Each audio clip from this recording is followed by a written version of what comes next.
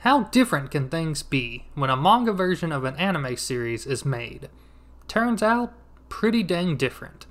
Today, I'm going to explore Volume 2 of the Higurashi Meguri manga and the wild things it does that Higurashi Satsu didn't. I'm Shaggy, your host for this look at another corner of the Higurashi no Naku Koro ni franchise. Once again, I am examining the Meguri manga, which is both based on the Satsu anime and completely its own thing.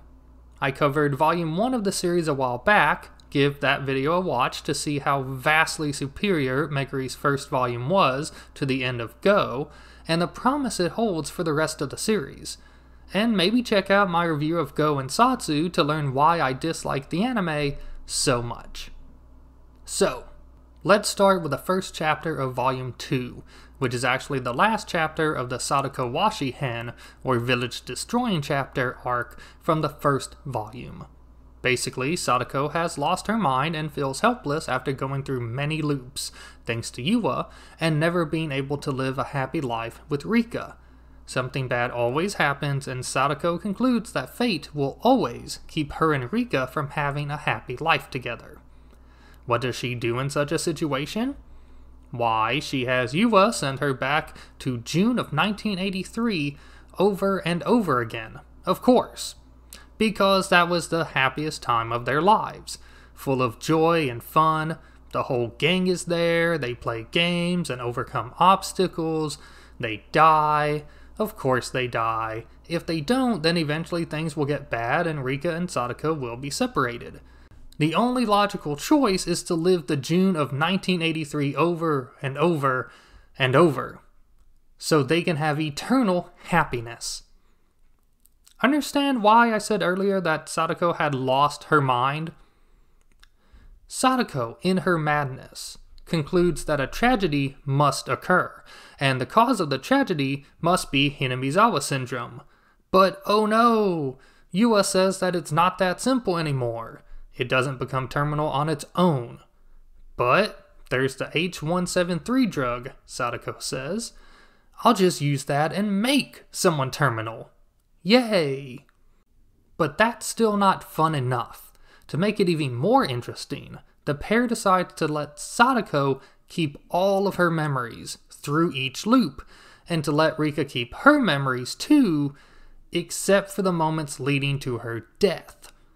That way, Sadako can kill Rika without Rika remembering, then kill herself and start a new loop. But what's a game without a win condition? Or a lose condition? And let's be clear, this is a game to Sadako. She is off the deep end for sure, but she's also wily.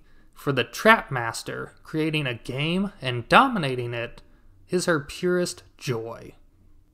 This win/lose condition is Sadako dying before Rika. Obviously, being the game master, Sadako won't be killed by anybody. She has the same knowledge that Rika does of the 100 years spent looping, plus the new rules she and Yua created.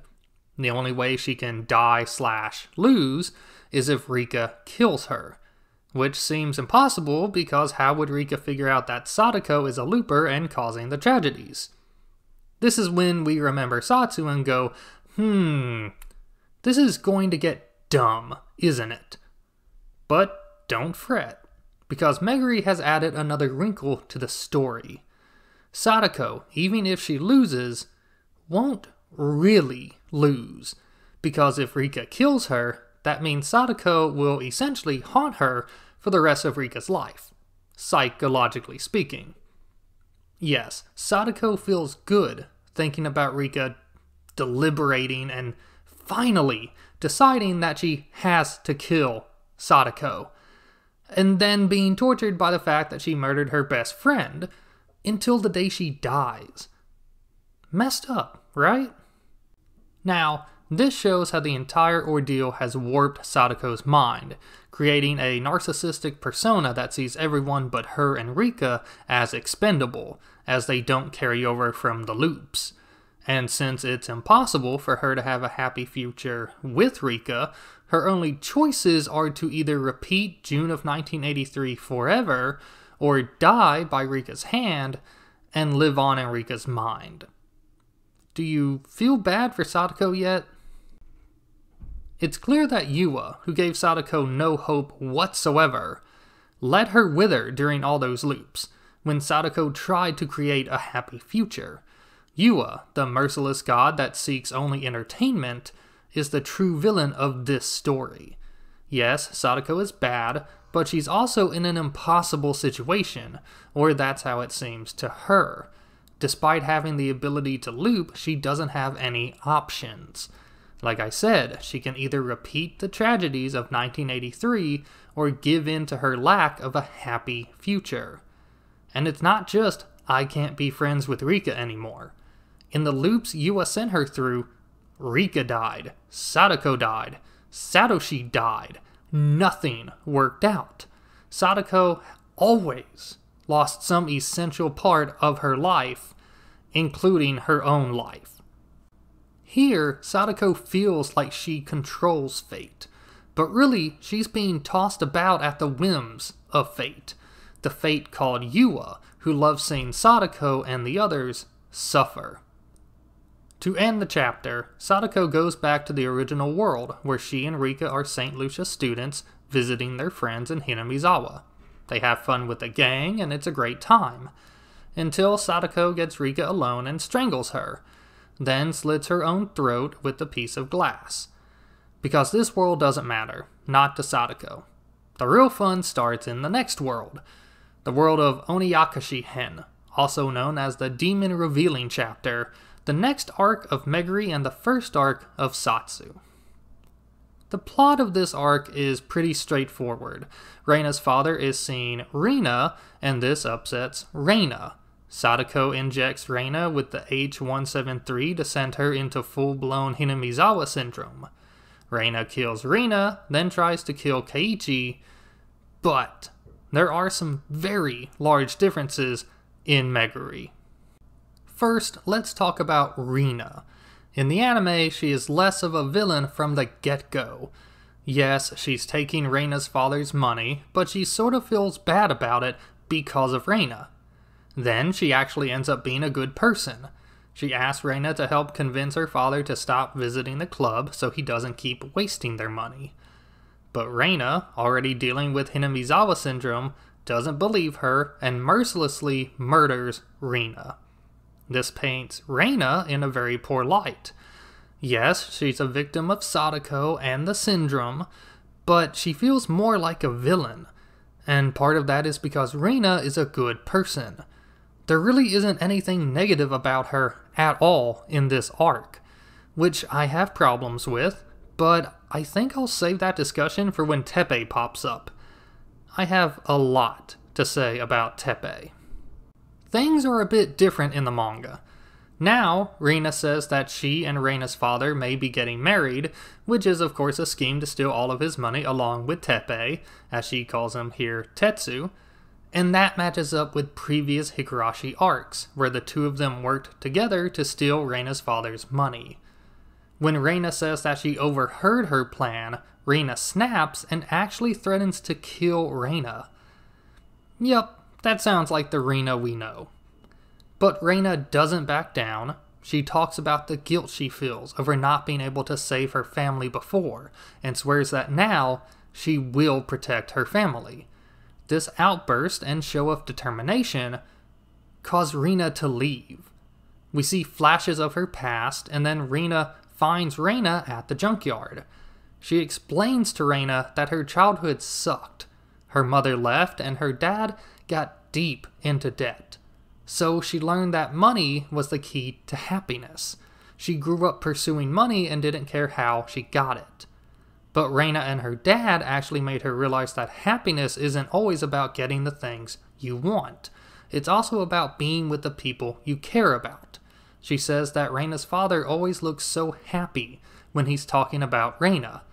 And Reina's devotion to her family, along with Reina's own troubled past, made Rina not only break things off with Reina's father, she also promised to pay back all the money he gave her.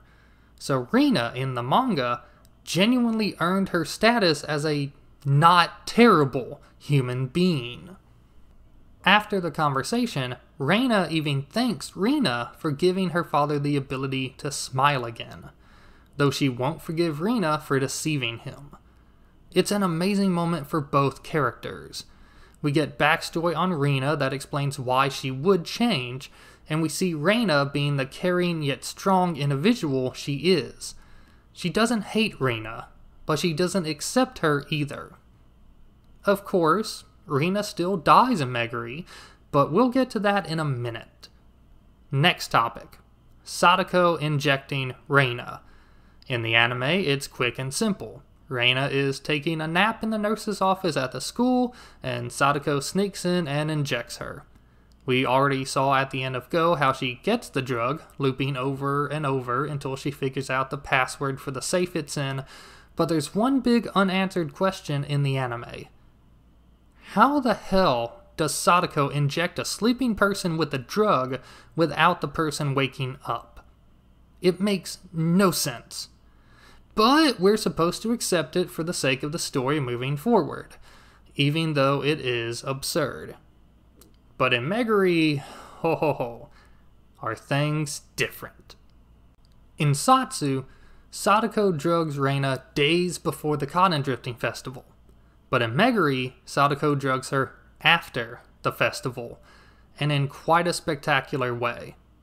That night, Sadako sneaks into Irie Clinic, causes a blackout while Takano is about to inject Tomitake with H173, throws firecrackers into the room where they are, allowing Tomitaka to get free, and runs up to Takano and steals the syringe from her hand.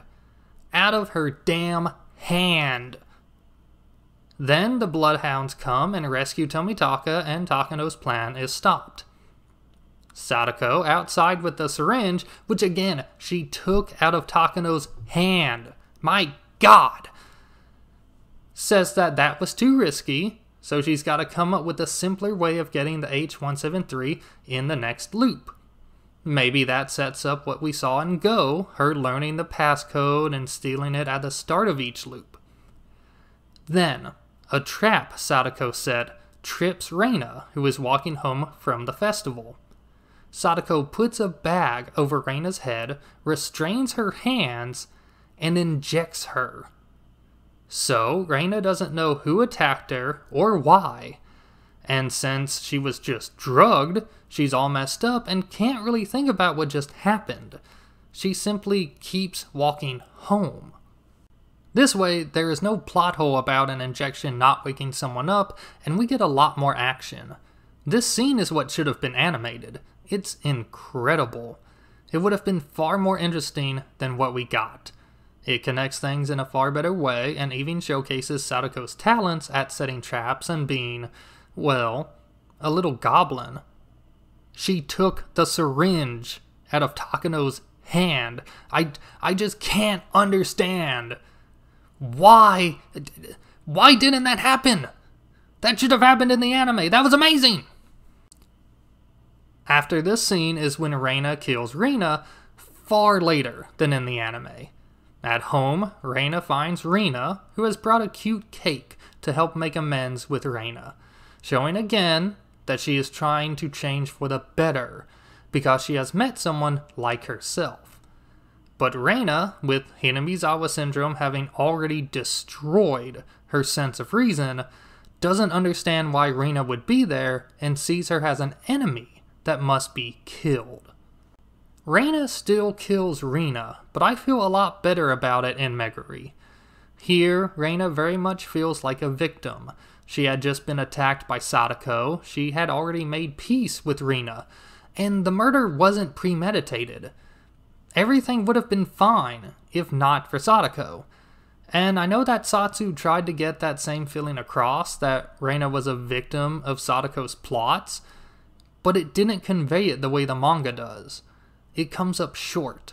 They don't spend the time to show that Reina is a good person and that Hinamizawa syndrome truly corrupts a person.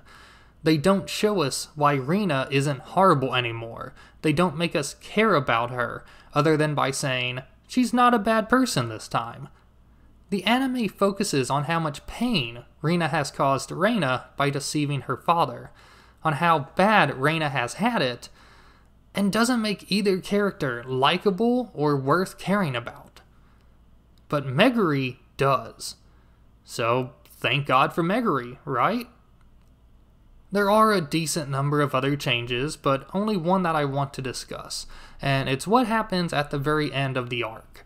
In the anime, Rika kills herself to escape the failed loop, and Sadako, after finding Rika's corpse, does the same. In the manga, we see Rika visiting Keiichi's house to check on Keiichi and Reina and discovering their bodies. She doesn't know what went wrong, and she doesn't even know if she can loop again since Hanyu is gone. So she tells herself to not give up, to figure out what she can do. At home, she talks to Sadako, who notices that Rika doesn't seem very happy. So she offers to tell Rika a story that will cheer her up. Sadako then tells Rika that she stole the H-173 from Takano and injected Reina with it. She gleefully details how she did it all. Then she stabs Rika in the throat.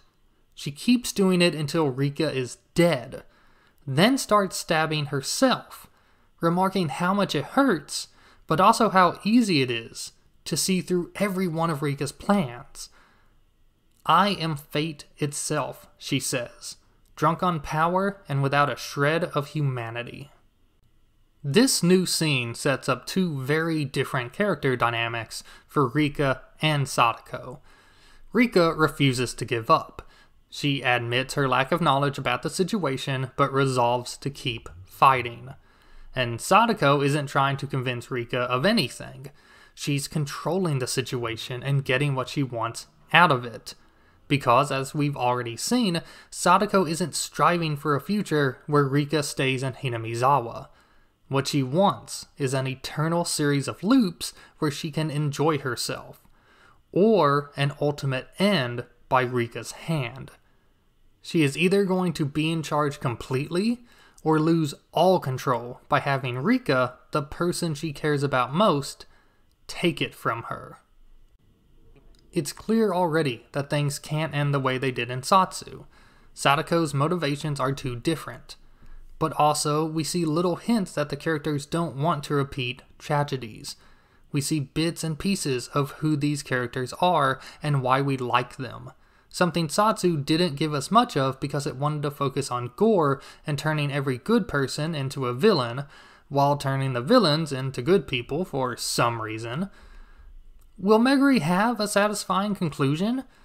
I hope so. But here's the thing.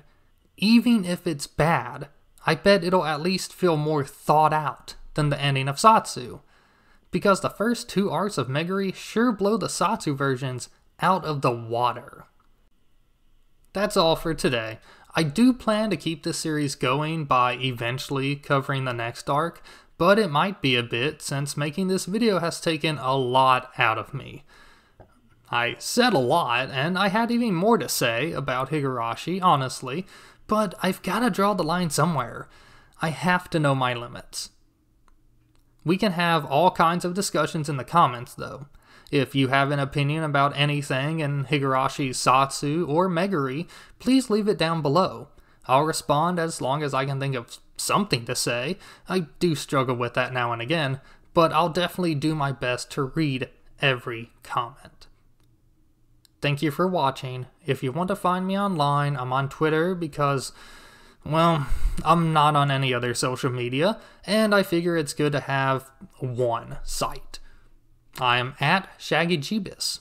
I also have a Patreon if you decide that you just have too much money, just way too much money, and you want to throw some of it my way instead of in the trash can. I am thinking about putting video notes and such up there for anybody who's interested in some of the fat I trim while writing and editing, but I'm not sure what else to put on Patreon, so if you have any ideas about that, leave them in the comments too. That's all, for real this time. Turn this video off, go home, hug your kids, kiss your husband, draw that centaur you're always thinking about, and remember to trust your friends. there's only about a 10% chance they're going to try to murder you. And I like those odds.